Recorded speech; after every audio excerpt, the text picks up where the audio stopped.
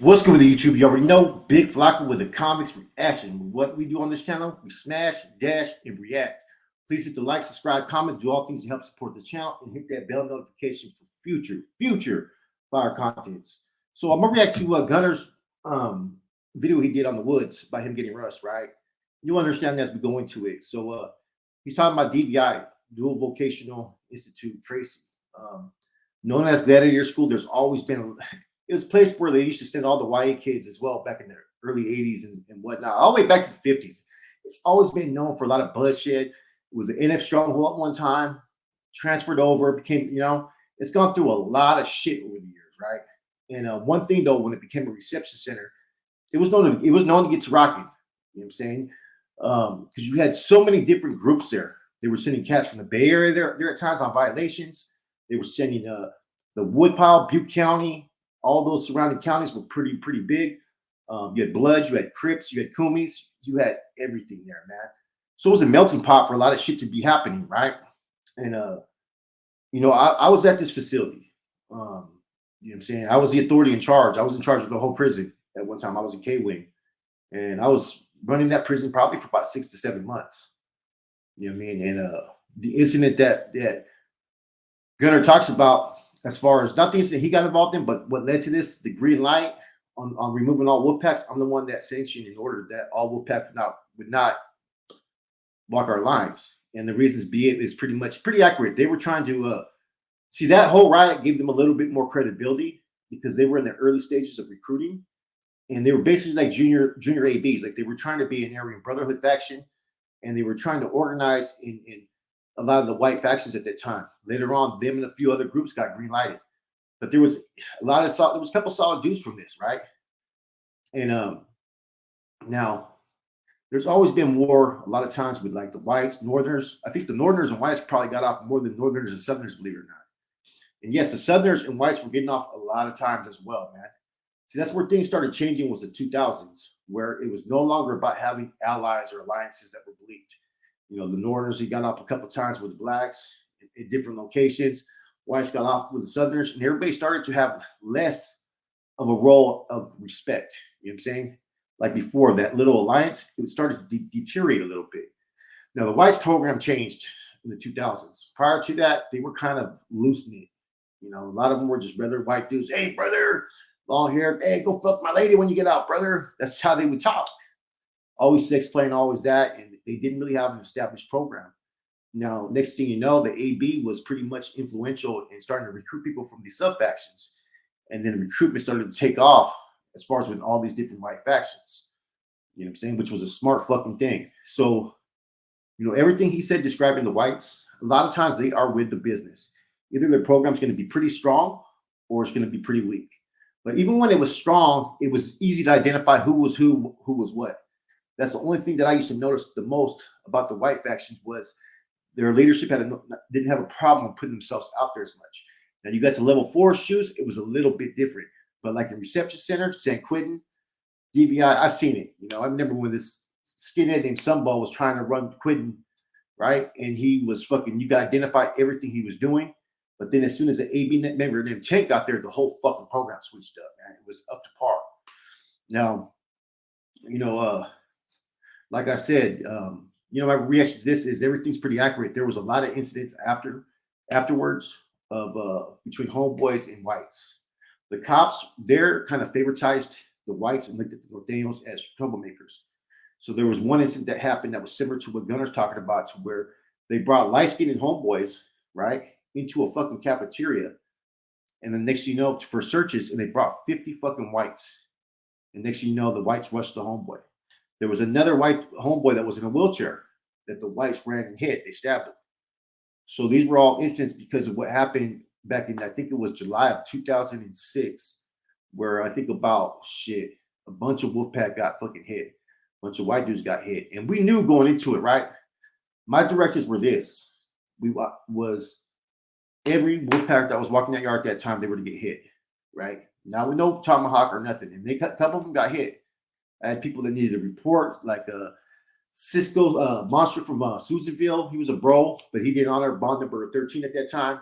little man from Patterson. He was claiming to work with the regiment when he was out there in Patterson, but he wasn't plugged into the regiment. I knew that for a fact. So I had certain bros I had to report. So I sent lead ups for them to do this. And that I told them to expect any of the other white factions or skinheads that are with that action, they're going to respond when this happens. I said, get your targets ready, and I go fucking hit all of them at the same fucking time. Every target got hit except for one. He was transferred out that morning. He was pretty much the one that was leadership role, which was Jeremy Jones, who's with the fucking action. He's with the business. But he was a target that was supposed to get hit. You know what I'm saying? And the reason being, right, is Bear and a couple of these other cats were trying to take what happened in Solano and trying to fucking, where there was, I think, at that time, there was a homeboy who got thrown off the tier. Everybody remembers that. Now, they were trying to fucking bring that to Tracy, which is not what's supposed to be expected. You know what I'm saying? What happens at this prison stays there. Unless it's ordered from the top that it's a statewide fucking green light, then it's a different story. So one of their dudes came through the hole, was going out. I think he was, I forgot what happened, if he was getting transferred or whatnot, right? But he rode a kite talking about, you know, thinking that to get to a particular person, which was Jeremy Jones, because he was in the hole at that time. And he gave it to the wrong fucking person because he was on the layover. We got the fucking kite, and it's talking about when are you guys going to get off on the Northerners? Whoa, whoa, whoa. And we read all this shit, so I get the fucking wheel up. It's all legit, dude. You know what I mean? And I had to make a decision as far as what do we do. Well, we're not going to let them move on us. We're going to move on them first. So I had to put a green light instantly. That weekend, that Wednesday during ICC, we had about 2 people leaving. So I had 2 kites going out that I gave a green light. There was a couple people that had to get removed first. I said, remove these dudes, and then the following yard, fucking hit these cats, because they're not ready to fucking move on the homeboys. Just, you know, full 60, 180. Don't put that out there yet, because if you put that out there, it's going to get the administration. Put it out there that fucking morning. You know what I'm saying? But have your security squads, those are important. Have them watching all these white factions and these targets that you guys have out there. And they got moved on. It was successful. A couple got I think one got airlifted out, I believe. 1 or 2. There was rumors that one died, but we weren't able to confirm that. But it was pretty brutal. You know what I'm saying? And when the hit happened, there was this one white dude who used to fucking annoy us, who used to fucking just be always fucking yelling on the tier.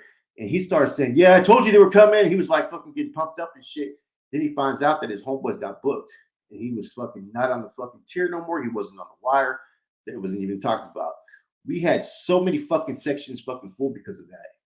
You know, and there was a lot of ramifications. There was a couple homeboys that didn't get off. One got deemed, the other one laid it down because, you know, we had the dude hit, and he found out his homeboy got hit. And he was with him. He thought he was next. But you know, everything that Gunner pretty much mentioned is pretty accurate, except for there's a couple things I'm gonna add, man.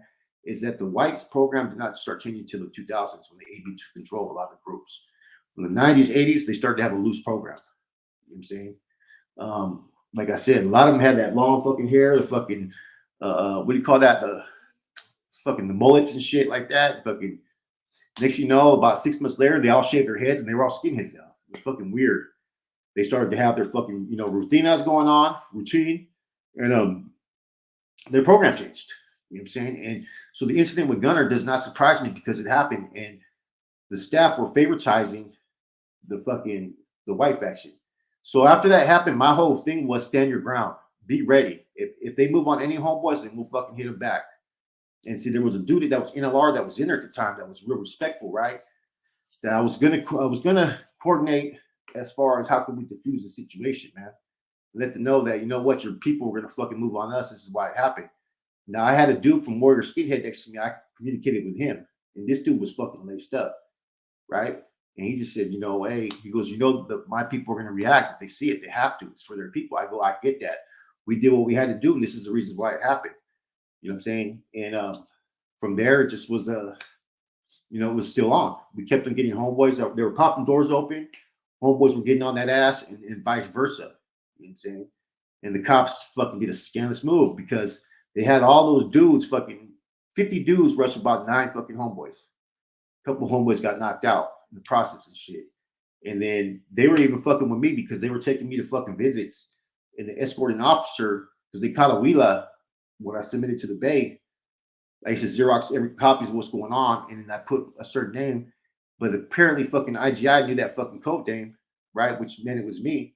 they were talking about what I did in Tracy. It was going to take years to fucking fix because it was on the crack, man. And it's always been like that, man. And see, this is something that they brought up on themselves. And so Gunner's story is pretty accurate, man. You know what I'm saying? You know, I think he knew that I put the green light on those dudes. He was told that when he got there and that I was running that shit. So, you know, I was there for, like I said, about 7-8 months. And then I left Travieso from Modesto in charge because he was pretty much the only one that I thought was competent and young because he was young and hungry. And I thought that maybe he would be capable to fulfill that position. So I kept him when I was there. I kept him away from holding any COC position. He was actually the maestro and ran the investigations for me. And then the RAs, I had his Chuco and I had Shadow from fucking Sunnyvale. Aviso, that was with the other channel. And so that's how that pin was operating. We had different codes that were going out to out there to fucking to trace. Like I had every fucking unit that had a different code name. I would change them every fucking month. Like say for instance, we would be like the 49ers. You know what I'm saying? You know, L2, which was the overflow hole. They would be fucking, you know, the Giants. You know what I'm saying? Fucking whatever unit was called you know, was called fucking the Dolphins, you know, the Raiders. And then I changed it maybe the basketball teams or different codes. And then I have a code list of 1 through 29, I think it was, of different things and stuff, right? That only the OA could have those codes, right? That was it. And if any, they would notify me if anything got breached. And that was, and our wheelers were only supposed to come through the legal law slip, which was a pink piece of paper. Therefore, they knew to honor that it was coming through a legitimate source. So if ever there was codes that had to change, right, they would know who was establishing. So I had a good line of communication. And then we also had the overflow hole walk along that would go to the fucking far yard by I think it was J-Wing. And so sometimes homeboys would shoot wheelers or we'd shoot wheelers out. So we had a whole good line of communication, man. Like everything was basically in code I had to do because, especially on our tier, because we had that CO named Pender. Anybody who remembers Pender, that dude would fucking chase lines. So when he was on, we wouldn't fish. I'd say send the fucking DTR, send the reports a day before. And a lot of times I didn't really need a report till the end of the day or the, you know, the end of the week. I'd want to know everything as far as, you know, what was coming through the lines. I had the I think at that time I told them to report bi-weekly. You know what I'm saying? Or if any new arrivals come that have questions on them or claim that they're a status to submit their names, because at that time there was a few dudes that were getting recruited as insoldados that their statuses weren't valid, so I had to revoke about it. I revoked a lot of statuses there. You know what I'm saying? Spider from fucking Sakura. What's his name? Was it GQ's nephew fucking from Stockton? I forgot his name, man, but he had good penmanship. He ended up in the hole. Big Tone from Stockton. Who else? And then Happy from fucking from Hayward, who was being recruited as a C, but he got stripped because he had not honored bond 13 like after 3 times, and so he locked it up afterwards. But anyways, this is how Tracy was going, man. Everything that Gunner says is pretty accurate. There's a little bit more details he may have not been informed on, but because not everybody is entitled to know household business unless they're at the leadership position. But as far as his approach with the woods, yeah, either they're with it or they're not. You know what I'm saying? Either the program's strong or it's not. You know what I'm saying? But in any event, it was easy for us to identify what they were doing, who was who, because of the way that when they did have leadership positions, they like to put themselves out there. You know what I'm saying? Whereas me, not everybody knew that I was the one that was running the whole fucking prison.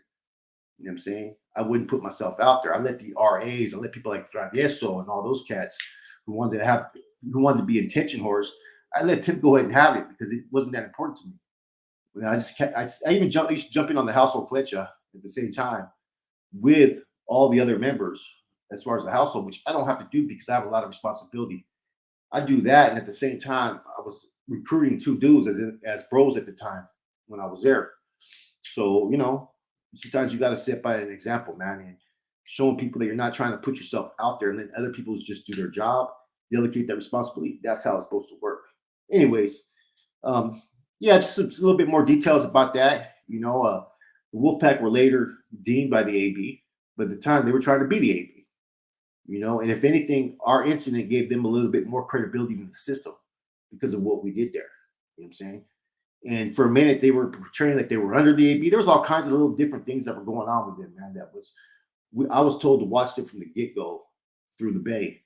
And as well as I think it was Dancy Bear that told me, hey, watch out for this new fucking group called the Wolfpack and shit. When he sent the wheeler through Smiley from Soho.